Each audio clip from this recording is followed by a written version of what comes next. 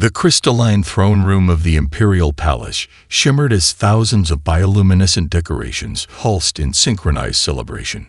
High King Zorthal rose from his coronation ceremony, his scaled skin radiating royal blue patterns that signified his ascension to absolute power.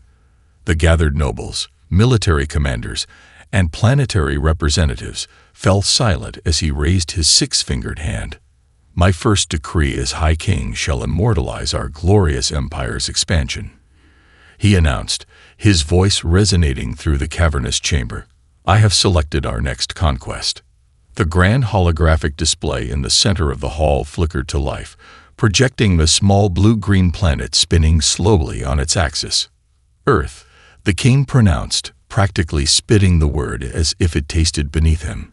A resource-rich world populated by a fractured species of primitives who have barely touched their own moon. Admiral Vex Moore, veteran of 100 planetary subjugations, stepped forward and knelt before his sovereign. His battle-scarred exoskeleton creaked as he bowed his head. My king, I am honored to lead the Royal Armada in this glorious conquest, he said, not bothering to hide his satisfaction. An easy victory would further cement his legendary status. The display shifted to show Earth's rudimentary defense systems, primitive satellites, basic missile technology, and aircraft that couldn't even leave the atmosphere efficiently. Their most advanced weapons are nuclear devices they fear to use on each other, Zorthal said, generating ripples of laughter through the throne room. They will make excellent laborers in our crystallium mines. From the gathered officials, intelligence officer Kelra watched with growing unease. She had spent the previous cycle analyzing Earth's transmissions and had noticed peculiar discrepancies in their technological progression. Certain advancements appeared then mysteriously vanished from public channels. Military installations occasionally disappeared from satellite imagery only to reappear unchanged. Admiral, she said, approaching Vex Moore after the ceremony. Our intelligence on Earth may be incomplete. I've detected anomalies in their global communications that suggest. Officer Kellera. The Admiral interrupted, mandibles clicking in annoyance. I've conquered worlds whose weapons could atomize Earth's entire military in seconds. Your concerns are noted but unnecessary. He turned away dismissively. Report to the flagship. We depart within the cycle. As the Royal Armada prepared for launch, the Empire's citizens gathered to witness the spectacle. 50 battlecruisers, each capable of laying waste to continents, rose into the atmosphere. Their massive hulls cast moving shadows across the capital city as ceremonial light beams crisscrossed the sky. In her quarters aboard the flagship, Kelra reviewed her data once more. The humans' disorganized global communications and fractured governments suggested a vulnerable civilization, yet something felt wrong. She compiled her findings into a secure datapad, knowing the Admiral would likely ignore them. Still, when the fleet reached Earth, she would be prepared to present evidence if needed. The royal benediction echoed across all frequencies as the Armada aligned for the hyperspace jump. High King Zorthal's final command resonated through every ship. Ring the Earth's surrender and the heads of their leaders. With a flash of impossible light, the 50 vessels of the Royal Armada vanished into hyperspace, their destination set for a seemingly insignificant world their intelligence suggested would fall within days. They couldn't have been more wrong. Deep beneath the Rocky Mountains, in a facility that officially didn't exist, General Helena Chen watched as 50 anomalies appeared at the edge of Earth's solar system. The massive holographic display showed the Kravaxian battlecruisers materializing from hyperspace, their energy signatures precisely matching predictions. Right on schedule, she murmured, her calm demeanor betraying none of the anticipation she felt. Begin Sentinel Protocol. Around her, the command center hummed with controlled activity. Officers in unmarked uniforms transmitted encrypted commands to facilities hidden across the globe. No panic, no hesitation. Just the execution of a plan decades in the making. Ma'am, the aliens are broadcasting on all frequencies, reported Communications Officer Jackson. Standard Conquest Ultimatum. They're giving us 24 hours to surrender. General Chen nodded. Implement Phase 1. Let them see exactly what they expect to see. Across the planet, carefully orchestrated chaos began. News networks reported the alien arrival with apparent panic. Government officials released contradictory statements. Military bases visibly scrambled jets and activated missile defenses, all perfectly choreographed theater. From orbit, Admiral Vex Moore observed with satisfaction. Primitive response patterns exactly as predicted. He noted, mandibles clicking in amusement. They waste resources on useless aerial defenses. Their world leaders cannot even coordinate a unified communication. Intelligence Officer Kelra studied the human reactions with growing suspicion. The pattern seems too perfect, she said. Their panic follows predictable algorithms, almost as if you see conspiracies where there are none. Vex Moore interrupted. Their behavior matches our simulations precisely. That's what concerns me, Kelra whispered, too quietly for the Admiral to hear. On Earth, while public channels broadcast confusion, quantum encrypted communications coordinated a very different response. In suburban neighborhoods across the planet, ordinary-looking men and women kissed their families goodbye and disappeared into basements, garages, and tool sheds that concealed entrances to underground facilities. In Geneva, the Security Council met in apparent disarray, accusations flying between representatives, while beneath the chamber, the actual leadership calmly reviewed the Kravaxian fleet specifications being transmitted from orbital sensors disguised as weather satellites. 53% of defense systems now online, reported General Chen's executive officer. Stealth platforms maintaining masking protocols. The Kravaxians are scanning primarily in electromagnetic and thermal spectrums, and our quantum grid, completely invisible to their detection methods, Mom. General Chen allowed herself a small smile. Humanity had prepared for this day, since the first alien scout ship crashed in 1947. Each subsequent incursion had provided new technology, new understanding of galactic politics, and new methods of defense. The public remained unaware, believing each incident to be weather balloons, experimental aircraft, or elaborate hoaxes. They're launching probes into the atmosphere, announced Sensor Officer Martinez. Should we intercept? Let them through, Chen ordered. Make sure they only see what we want them to see. The probes descended, passing through carefully constructed electromagnetic corridors that showed Earth's defenses exactly as the Kravaxians expected. Primitive missile systems, nuclear arsenals, and rudimentary energy shields protecting major cities. In his command chair, Admiral Vex Moore reviewed the incoming data with growing confidence. Their most advanced weapons are concentrated around their political capitals, he observed. Predictable and inefficient. Sir, Kelra interjected, I'm detecting unusual energy fluctuations from their lunar outpost. It appears to be more than the mining facility our records indicated. The Admiral waved his secondary limbs dismissively. Prepare demonstration strike on their moon base. Let's show these primitives the consequence of resistance before their deadline expires. As the Kravaxian weapons powered up, deep beneath the lunar surface, Commander Taika Watanabe received General Chen's transmission. Chimera Squadron, you are cleared to engage. Admiral Vex Moore stood triumphantly on the command deck as the fleet's primary weapon systems locked onto Earth's lunar outpost. The targeting officer, a young Kravaxian eager to impress his superiors, enhanced the visual feed to display the primitive human structure, a collection of domed habitats connected by sealed corridors. A single shot from our tertiary cannons would suffice, suggested the weapons officer. No, replied Vex Moore, mandibles spreading in what passed for a smile in his species. Use the primary disintegrators. I want nothing left but dust. The massive energy weapons charge, their power causing subtle vibrations throughout the flagship. On the tactical display, the lunar surface appeared peaceful, the human outpost seemingly unaware of its imminent destruction. Energy levels optimal, reported the weapons officer. Firing in 3, 2. The surface of the moon suddenly shifted. What had appeared to be a natural crater split open, revealing massive hangar doors concealed beneath the regolith. Before the stunned Cravaxians could react, 12 sleek vessels rose from the hidden lunar base. "Impossible," hissed Vex Moore. "Their technology cannot." "Sir, those aren't conventional propulsion systems," interrupted Kellera, frantically analyzing the data. "Energy signatures suggest multiple technological origins." On the lead Earth vessel, Commander Taika Watanabe removed her helmet as her crew settled into battle stations. The ship's interior bore little resemblance to conventional human spacecraft.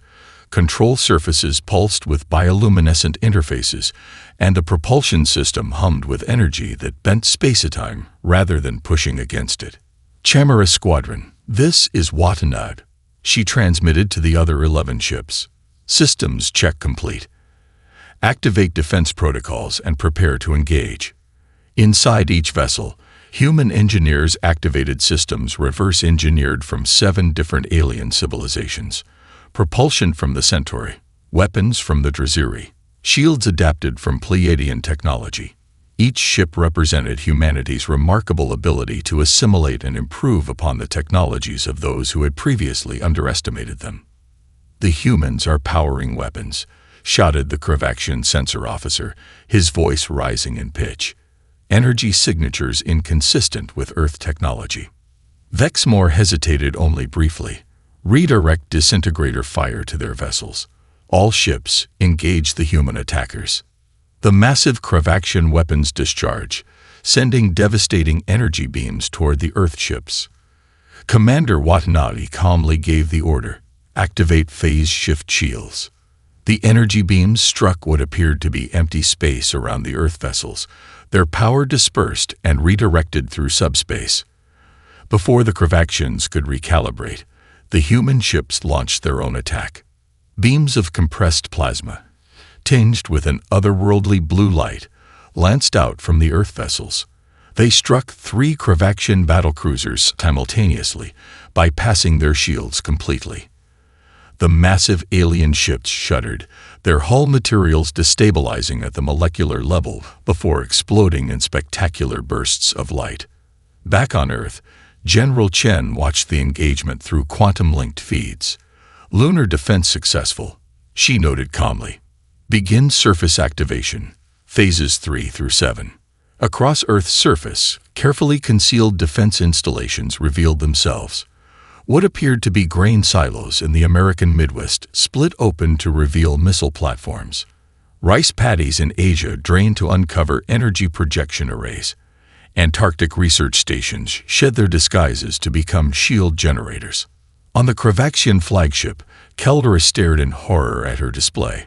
"Admiral," she managed, her voice barely audible. "I'm detecting thousands of defense installations activating across Earth's surface." Admiral Vex Moore's exoskeleton paled as he watched 3 more battlecruisers explode under the human counterattack.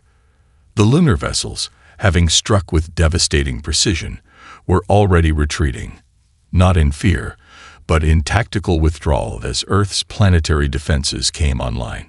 "Contact the High King," Vex Moore ordered, his earlier confidence evaporated.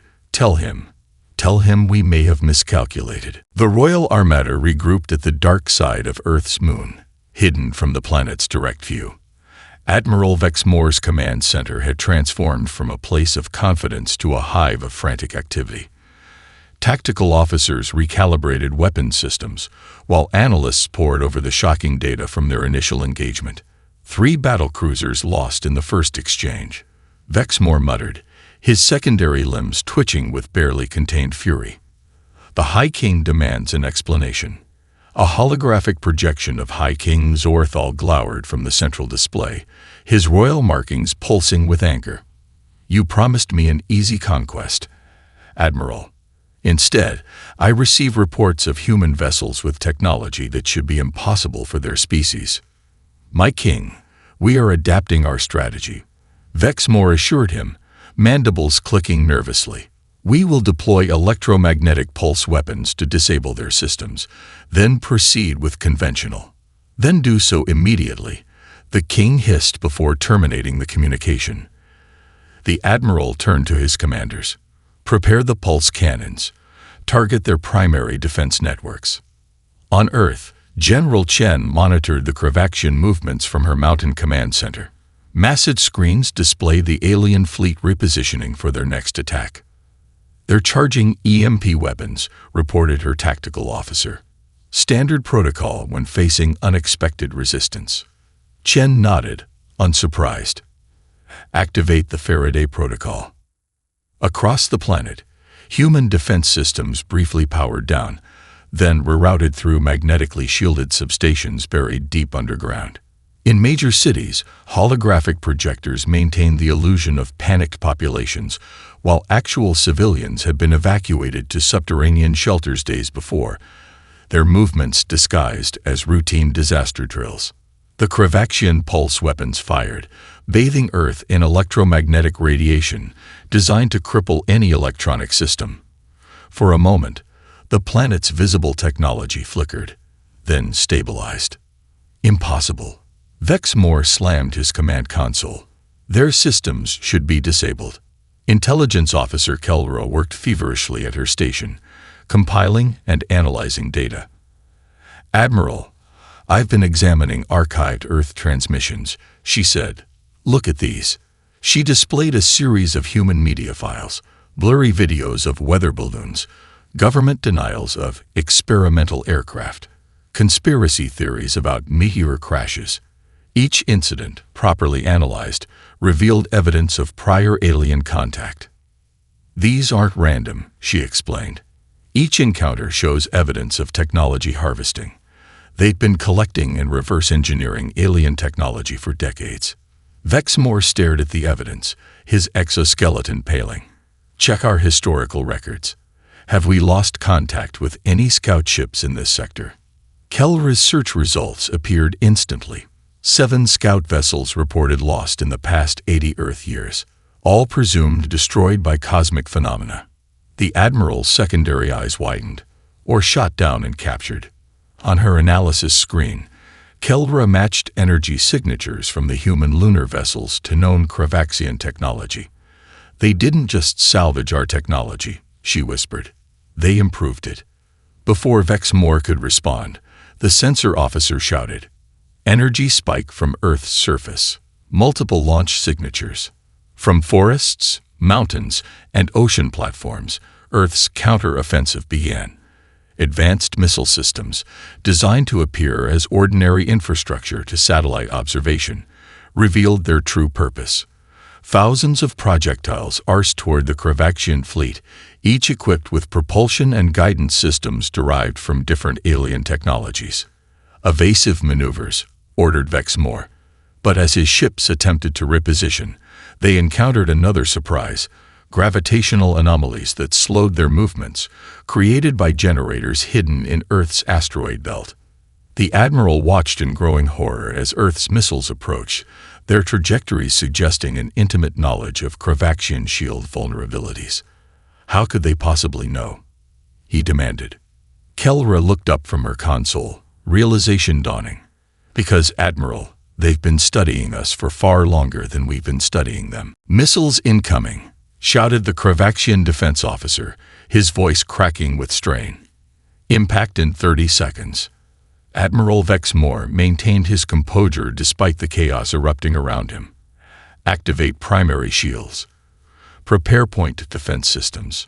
The massive Cravaxian battlecruisers shimmered as energy barriers formed around their hulls. Designed to withstand direct hits from capital ship weapons, these shields represented the pinnacle of Cravaxian defensive technology. But the Earth missiles suddenly split apart mid-flight, each separating into dozens of smaller projectiles. What had appeared to be conventional warheads revealed themselves as delivery systems for something far more insidious.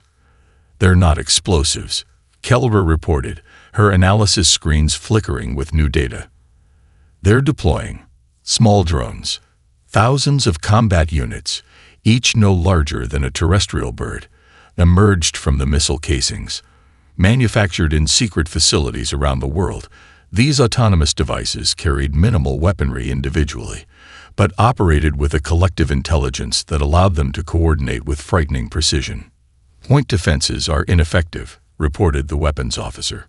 Targets too small and numerous.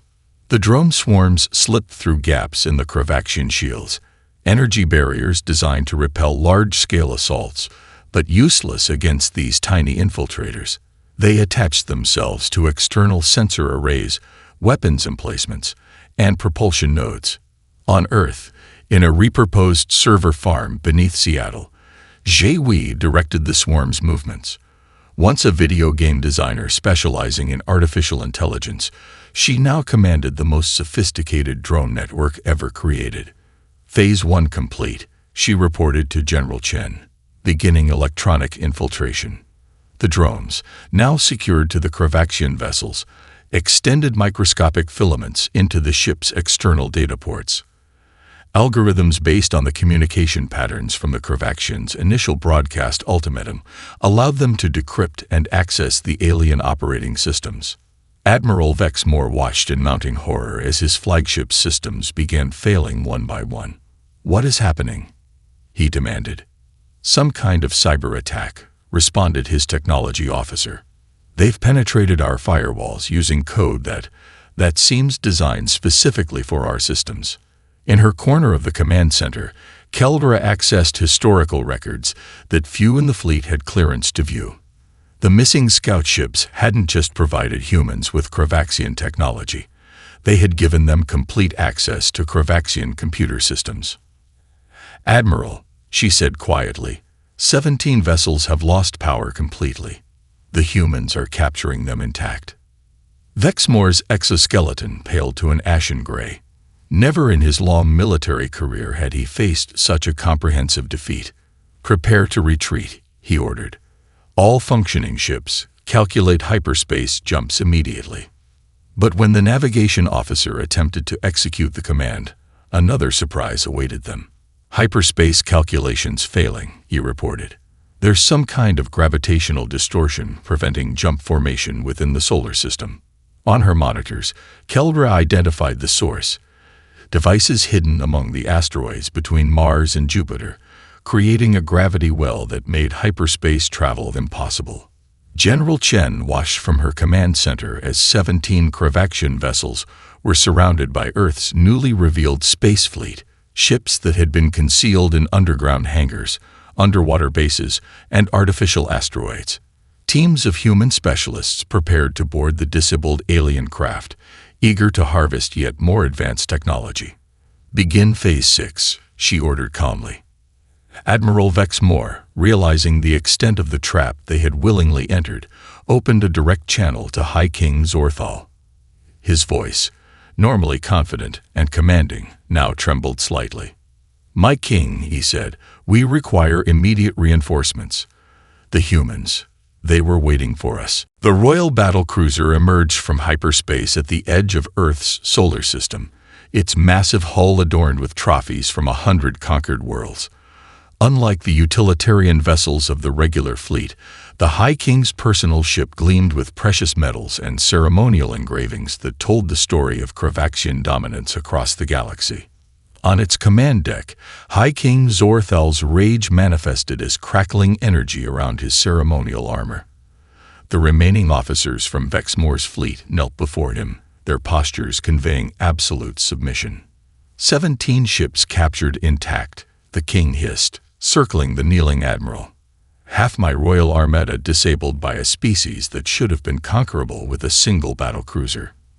"My king," Vexmore began, "the humans have technologies from multiple."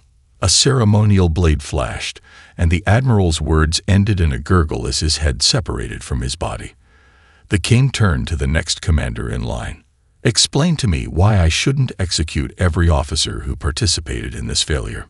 Before the terrified commander could respond, Intelligence Officer Keldra stepped forward, clutching her data terminal.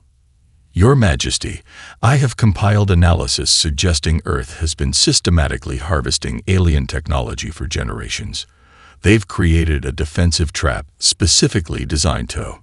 The king struck her with a backhand blow that sent her sprawling across the deck, data terminal skittering away. "I did not ask for excuses." Turning to his royal guard, Zorthal's mandibles clicked in furious determination. "Prepare all weapons. We will bombard their planet from pole to pole simultaneously. No strategic targets. Complete saturation." On Earth, General Chen received the intelligence about the Royal Battlecruiser's arrival. The massive vessel's energy signature dwarfed those of the regular fleet. "They're positioning for simultaneous global bombardment," reported her tactical officer, face grim. Chen nodded calmly. "Exactly as expected. The King's reputation for rage-driven decisions is well documented." She opened a secure channel to facilities worldwide. "Activate Thanatos Protocol." Across Earth's surface, structures that had remained dormant during the initial conflict began to transform. Mountain ranges previously thought natural split open to reveal massive energy collectors. Skyscrapers in major cities rotated to expose absorption arrays. Oceanic platforms emerged from the depths, their surfaces designed to capture and channel incoming energy. On the Royal Battlecruiser, weapons officers reported ready status. The King stood at the central platform, his royal armor pulsing with anticipation. "Fire all weapons," he commanded. "Erase this insolent world." Devastating energy beams lanced from the Kravaxian vessels toward Earth's surface.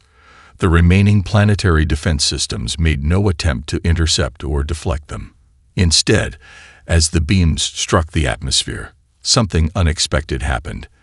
They slowed, their energy appearing to bend toward the revealed collector structures. In her underground command center, General Chen watched power readings surge across her displays. The Thanatos Protocol, named after the ancient Greek personification of death, functioned exactly as designed, absorbing the very energy directed against Earth. "Collection at 60% capacity," reported her systems officer. "Containment field stable." On the royal flagship, confusion spread as sensors showed their weapon impacts having minimal effect on Earth's surface. "Impossible," muttered the sensor officer. "The energy is being absorbed somehow." Kelra, regaining consciousness on the command deck, dragged herself to a monitoring station. Through blurry vision, she watched in horror as Earth's collection structures began to glow with accumulated power. Each Kravaxian weapon discharge only added to the growing energy field surrounding the planet. "Stop firing," she called out weakly. "They're using our own weapons against." The King silenced her with a glare. "Continue bombardment. Increase power to maximum." As the Kravaxian weapons reached peak output, General Chen gave a single, quiet command. "Redirect." A blinding column of energy erupted from Earth's surface, a concentrated beam composed of the Kravaxians' own weaponry, refined and focused through the Thanatos collectors. The beam lanced upward with impossible precision, striking the royal flagship directly. The legendary shields, said to withstand the fury of exploding stars, flickered violently against this unexpected counterattack. "Impossible," screamed the King's shield officer. "The barriers are failing." High King Zorthal staggered as his mighty vessel shuddered under the assault. Ceremonial decorations tore free from bulkheads, and trophy displays shattered across the command deck. The perfect symmetry of royal patterns on his exoskeleton distorted in shock. "Divert all power to forward shields," he commanded, but the damage was already spreading. On Earth's surface, millions of humans watched through protective lenses as the sky ignited with otherworldly light.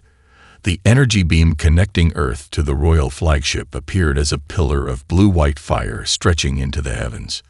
In orbit, Commander Watanabe led Earth's remaining vessels in a coordinated attack against the crippled Kravaxian fleet. Unlike the royal forces, her ships maintained strict battle discipline, targeting the alien vessels with surgical precision. "Focus on the propulsion and weapons," she ordered her squadron. "We want as many intact as possible."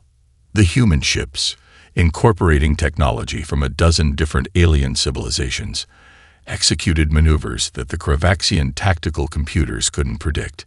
Each attack targeted specific vulnerabilities, disabling rather than destroying when possible. Aboard the royal flagship, emergency klaxons wailed as systems failed in cascading sequence. The concentrated energy beam had penetrated the outer hull, creating a superheated channel through multiple decks. Secondary explosions rocked the massive vessel as power conduits overloaded.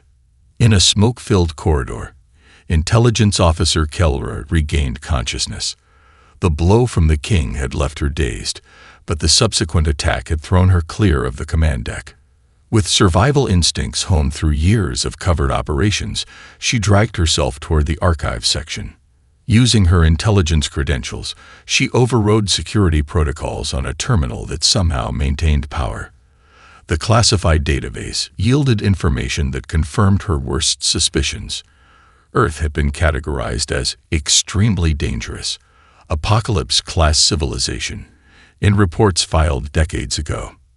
They knew, she whispered, downloading the data to a secure device. They knew all along. The reports detailed multiple Kravaxian scouting missions that had ended in disaster, with explicit warnings never to provoke direct conflict with humans. The new king's advisors had deliberately buried these classifications, presenting Earth as an easy conquest to curry favor with their ambitious ruler. As the flagship began breaking apart around her, Kelra made her way to an escape pod. The small vessel, launched moments before a spectacular explosion, tore through the royal vessel's core, splitting it into fragments that blazed like newborn stars against the blackness of space. From her command center, General Chen watched the destruction of the royal flagship with quiet satisfaction. Decades of preparation, of harvesting and adapting alien technology, while maintaining the facade of a divided, primitive civilization, had culminated in this moment. "Status report," she requested. 7 Kravaxian vessels attempting to retreat, her tactical officer reported. The rest have been disabled or destroyed. Special Forces teams are boarding captured ships now.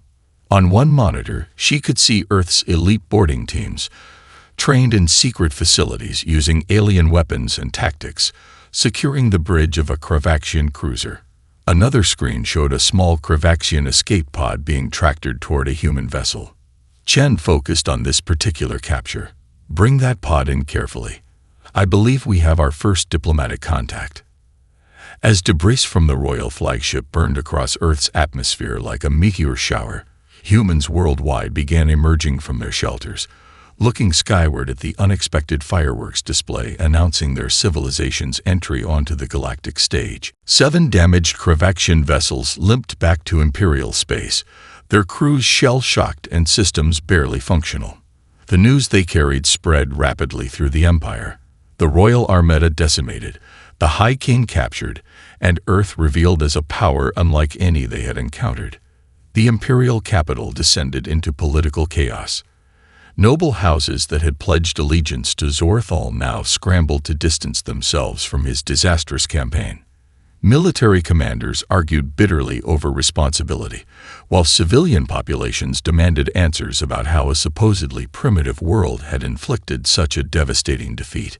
On Earth, governments worldwide coordinated the most significant public announcement in human history. In a globally broadcast address, General Chen stood alongside leaders from every major nation. "Citizens of Earth," she began, her calm demeanor belying the magnitude of her words. "Today we can finally share the truth. For over a century, humanity has been quietly fighting off alien scouts and explorers, systematically harvesting and improving their technology, while maintaining the facade of a divided, primitive civilization. Archived footage played across billions of screens, recovered alien vessels in underground facilities, scientists reverse engineering propulsion systems, military personnel training with exotic weapons.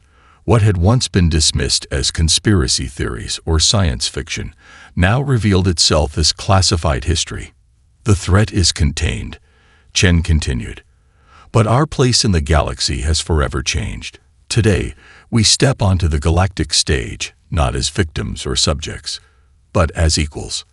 In a secure medical facility beneath Geneva, Intelligence Officer Kelra recovered from minor injuries, while human scientists respectfully examined her data records. Unlike previous captured aliens who had been kept in complete secrecy, Kelra received diplomatic treatment, comfortable quarters, translation assistance, and regular updates on the situation. Your warnings were correct, admitted the human diplomat assigned to her. Had your leaders listened, this conflict might have been avoided. Kelra clicked her mandibles thoughtfully. The classifications were deliberately buried. The new king's advisors wanted an easy victory to present him, and instead, they gave him the most significant defeat in your empire's history. 3 days after the battle, sensors detected new vessels approaching Earth's solar system. Diplomatic ships from the Galactic Concord, an alliance of spacefaring civilizations that maintained interstellar relations and commerce. They had received the distress calls from the retreating Crevaxian vessels and come to investigate the conflict. To their surprise, they discovered an Earth delegation already waiting at the edge of the solar system, aboard ships incorporating technology from dozens of different worlds. The human vessels positioned themselves not aggressively, but with the quiet confidence of a civilization comfortable with its capabilities. In a holding facility converted from a former missile silo, High King Zorthal received his first human visitor. General Chen entered alone, carrying a simple datapad. The once mighty king, his royal armor removed and patterns faded from his exoskeleton, regarded her with a mixture of hatred and disbelief. Your empire categorized us correctly the first time, Chen said, placing the datapad between them. Apocalypse class, capable of ending any civilization that threatens us. The former king stared at the document displayed on the screen. Humanity's terms for joining the galactic community. Not as supplicants or junior partners, but as equals with unique defensive capabilities that now demanded respect. We've been collecting your technology, studying your tactics, and preparing for this day for generations, Chen continued. But we'd prefer peaceful relations going forward. She slid the datapad closer to him. Consider this an opportunity to be the king who established peace with Earth, rather than the one who failed to conquer it.